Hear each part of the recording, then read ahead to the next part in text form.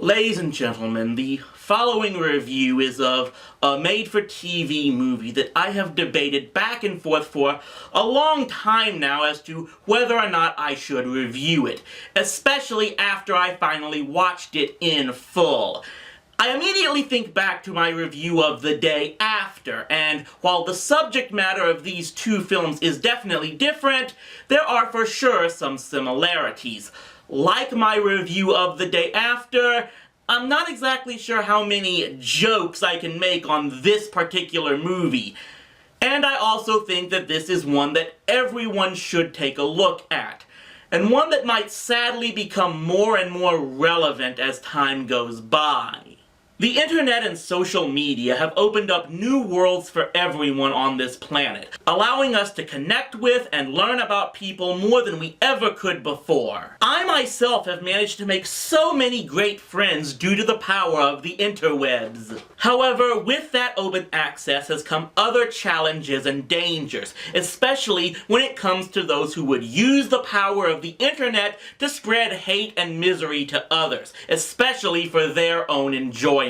This has led to a whole new evil for the digital age: cyberbullying. Using the internet and social media to belittle and torment individuals both directly and indirectly. It's become a pretty easy act to perform due to the internet keeping one safely separate from any target, but also one where many might still not fully understand just what said victims go through and what the terrible results can finally be. In 2006, a young girl named Megan Mayer took her own life just before her 14th birthday, the end result of a massive cyberbullying attack on her through the biggest social media platform at that time, MySpace. It was revealed the attack was mainly perpetrated by the mother of one of Megan's former friends, who thought Megan was spreading false gossip about her daughter and created a fake profile in order to befriend Megan and dig up dirt on her. The mother was convicted, but only of violating the Computer Fraud and Abuse Act. And then that was overturned by a judge who ruled the law was not meant to criminalize any actions the mother committed. In the years since, Megan's mother has worked to push for new laws against online harassment, successfully getting such laws passed in multiple states, as well as looking to aid victims of cyberbullying through the Megan Mayer Foundation. All of this is what led to the production of a made-for-TV movie that premiered in 2011 on what was then known as ABC Family. It was a joint production of the network itself in cooperation with 17 magazine. The movie has seemed to get generally positive feedback from critics over the years, but kind of a divided opinion amongst people on the internet. No surprise there. Ultimately, what is my take on it? It's time to finally find out as we take a look at the 2011 movie Cyberbully. We begin with our main character, Taylor Hilridge, played by former Hannah Montana star Emily Osment, doing what I guess teenagers now do in the morning, using her mom's computer to chat back and forth with her bestie while getting ready for school. Hey, I'm old! I don't even remember how I got myself up in the morning back then! Also, I didn't really have any friends in school. I shouldn't be getting myself depressed already because this is just starting. We see early on that Taylor comes from a very sheltered and conservative family, one where the father ran off on them not too long ago. The two most key elements are that her mother helicopters over Taylor's computer activity, and that Taylor herself has very restrained opinions on sex, which she made clear by stating in a health class her belief that girls should wait until age 18 to do it. That did not sit well with a classmate named Lindsay, who has a reputation for being promiscuous. As a result, Lindsay and her little clique now frown on Taylor and her friends Samantha and Cheyenne. I just love high school. So great. Oh, best years of our lives. Yeah, thank goodness no one ever judges or ridicules people once you get out of high school. Meanwhile, Taylor has the hots for a basketball player named Scott, and this doesn't sit well with Samantha, because she got it on with one of Scott's teammates, and then he dumped her, so now she hates all jocks. And it's stupid for you to lose your head over something silly like this. Okay, remember, it was your dad that left you guys for a 25-year-old girl. If that doesn't tell you how scummy guys are. Leave my dad out of it, okay? No, not all men jokes, please. At any rate, it's Taylor's 17th birthday, and her mom gets her the gift she always wanted. Her own computer that her mom promises not to excessively monitor activity on. Hey, it costs less than a car, so I'm thinking a lot of parents would take it, right? I just love how she cradles the box here, like it's become her precious. What is my favorite body part? I have to answer these questions on my profile? Just say eyes. Everybody says eyes. I said butt. Well, you can get away with it because everybody knows you are all talk and no action. I'm putting eyes. Oh man, forget the liquid IQ. I'm gonna need liquid testosterone to get through all this. So Taylor is now able to open up her own account on Faceagram, or whatever this infringeless social media site is. And of course, once she's on there, Lindsay starts going after her and her friends. At first, they take it in stride. I don't even know which one I'm supposed to be, Lardo or Dogface. I guess I'll be Dogface. Well, what if I want to be Dogface? Well, fine, then I'm Lardo. I want to go home and see if Scott goes online. Okay, you're now officially pathetic. Come on, I think it's cute. Let her be in love. It's not love! I'm sorry, but waiting for a guy to type, "Hey baby, send me a bikini shot," is not love. Well, then what is? Sleeping with a guy the second time you guys go out and then wondering why he never talks to you again?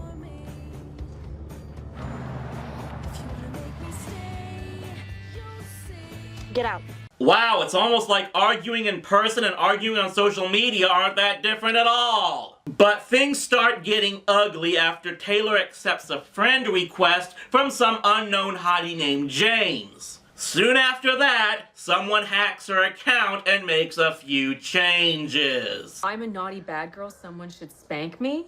Well, someone has a sixth sense of humor. You gotta change this. You gotta change your password. No one should look at this. Oh, it's too late.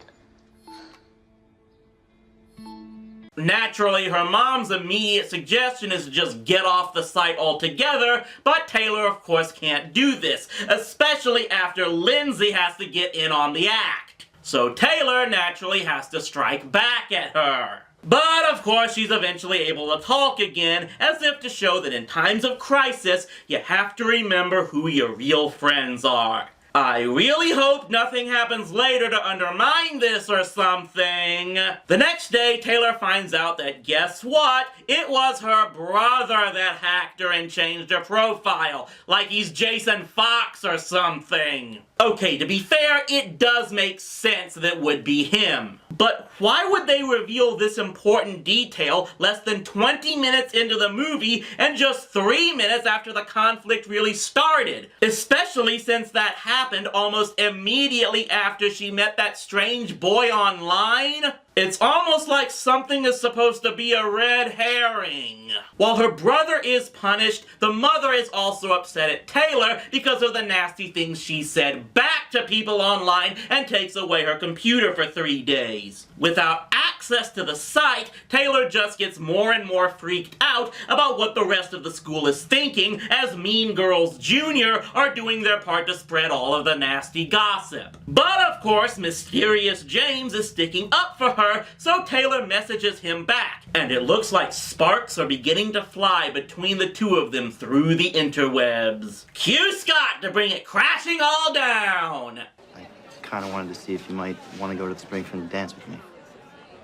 You're gonna get hurt, Taylor. Just because you got dumped doesn't mean I will. So everything seems to be heading upward for Taylor. And then... That James guy you thought was so nice, he's saying he slept with you. That you gave him an STD. No big surprise. She's nasty. I can smell clapper. Bet you Big Money has herpes, too. No wonder she reeks. She's always made me want to throw up. Wait a minute. So, Scott asks Taylor to the dance, only Samantha and Cheyenne know about it, and then almost immediately after, this James, who supposedly goes to another school, is posting horrible lies about her? Something doesn't add up here. But yeah, this is bad for Taylor. Everyone starts jumping on her online. She won't tell her mother because she's sure she'll just blame her for it. When her mom does find out, of course she blames the internet. Scott is now turning away from her, and even friends like Cheyenne are reluctant to be seen around her. You know, because of something Cheyenne knows is not true. Yeah, well, Samantha's standing by me. Why can't you? Well, why can't you just not flirt with people that you don't know? I mean, you didn't have to talk to that James guy. So you think all this is my fault? Well, you called Lindsay a bitch online. Of course she was gonna come after you. Yeah, maybe she called the wrong person a bitch. Basically, Taylor now thinks the entire world is against her, and to be honest, the movie is making it look like it's true. Except for Samantha, but, well, we're gonna get there. At any rate, it ultimately leads to this. I really don't see the reason for trying. Or for talking. Or for breathing. Just done. I can't get the cat on! No! Taylor?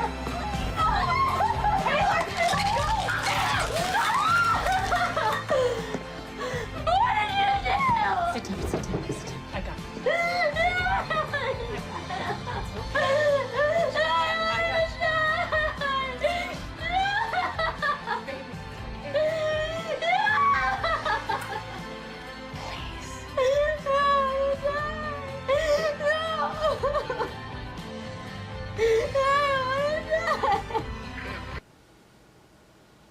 Okay, we're at the midway point of the movie now, and it's here where I need to bring up two major deviances the film makes from the real-life tragedy that it's based upon. The first is the obvious change that, unlike Megan Mayer, Taylor does not succeed in her attempt at suicide. This was intentional on the part of the creators to ultimately bring about a more hopeful ending than what happened in real life. And it's a change that's perfectly understandable. But then there's the second major change. Like I said before, in the real case of Megan Mayer, the people bullying her were a cast of individuals led by the mother of someone Megan had a major falling out with the mother trying to dig up dirt on Megan. Now, the obvious replacement for said former friend in the movie would be Lindsay, someone who developed bad blood for Taylor because she thought Taylor's more conservative views on sex were an attack on her, even though Taylor had never singled her out. However, in the movie, it's not Lindsay or either of her parents behind the phony James account. It was Samantha! Why? I had reasons that made sense at the time. I thought I was protecting her from a guy. I was hurt, angry, I don't know, jealous. But the reasons didn't matter once I'd realized I'd hurt her.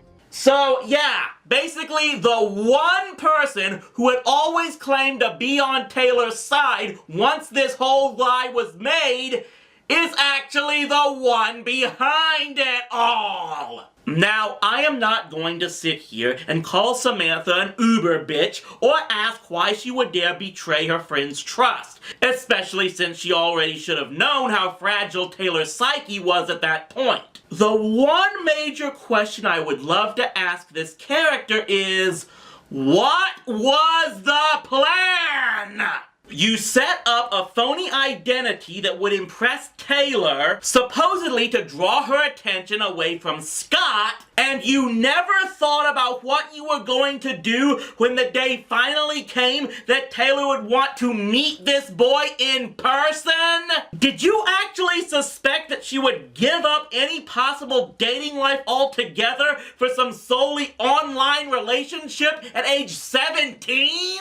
And then when your plan didn't work as well as you hoped, your reaction was to use your secret identity to spread toxic gossip about Taylor and not Scott? At what point did you think this was going to turn out good for anyone? Especially since you ended up having to use the same phony account later to try and dispel further lies that other people started spreading as a result of what you first did. If there is any major problem with the movie to me, it's that this plot twist doesn't make any sense at all. Cheyenne being too scared and condescending to stand up for Taylor is one thing. But what Samantha did makes it look like Taylor's fears really are true, that she ultimately has no real friends at all. And all of this is just to set up Samantha to get cyberbullied herself for pretending to be a guy online, even though they never show how the rest of the school found out so quickly when she only confessed to Taylor, who was away from school recovering and not talking to anybody at the time.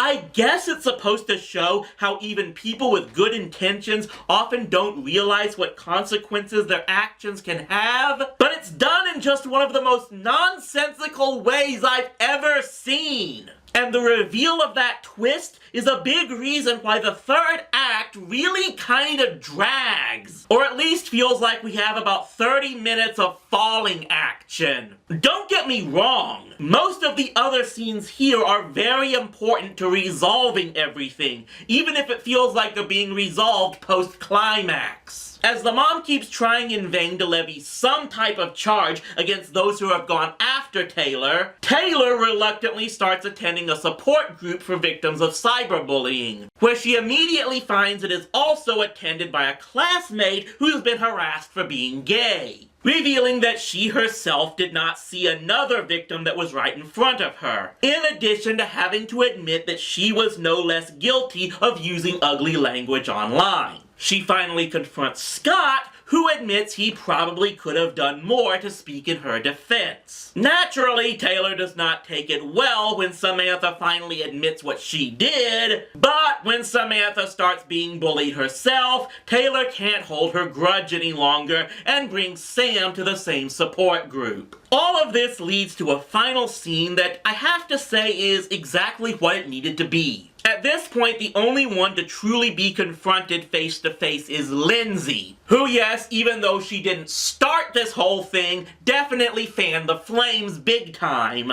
And Taylor finally does this not in an ugly way, but by simply warning her that her actions have consequences.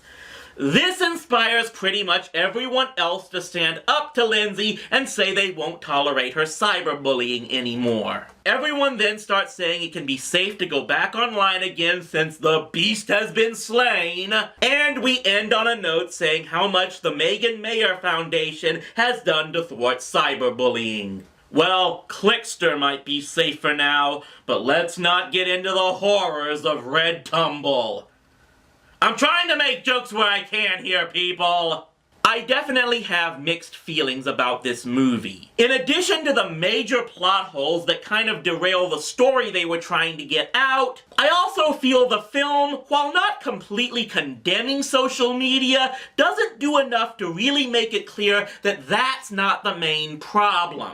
It could have done just a little more in showing that while the internet may have made it easier to do so, bullying and tormenting others has been around forever. And if social media didn't exist, those who desire to do so would find other outlets. That socializing is important, especially at this age of humans, and sadly, because of the emotional states they naturally go through at this time in their lives, they are extremely susceptible to emotional torment. I have long said the internet doesn't turn people bad, but simply exposes one's true nature that they can often hide in person. The Lindsays of the world would still be jerks even if they didn't have a Twitter or Facebook to help them send their words of hatred. Maybe the movie was sending that message in a more subtle way, but I would have preferred it was a bit more direct in saying that. That having been said, the film's heart is in the right place, and it manages to get its point across without being extremely preachy and making all the right characters sympathetic in the end. And even if it is a dramatization, most of the portrayal still rings similar to real life. especially to anyone who has been in these characters' shoes. The movie's main tagline was "Words can hurt," and that is absolutely true.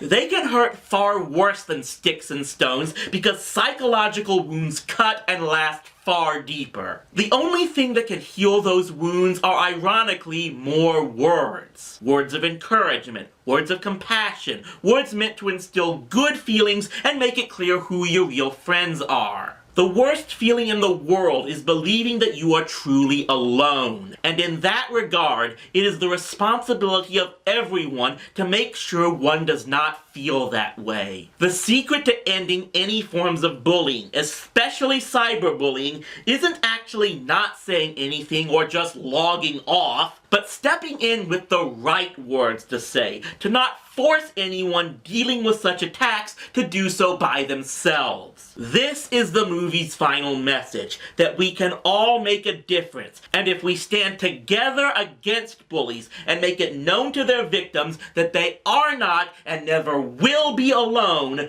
we can prevent the next Megan Mayer from happening.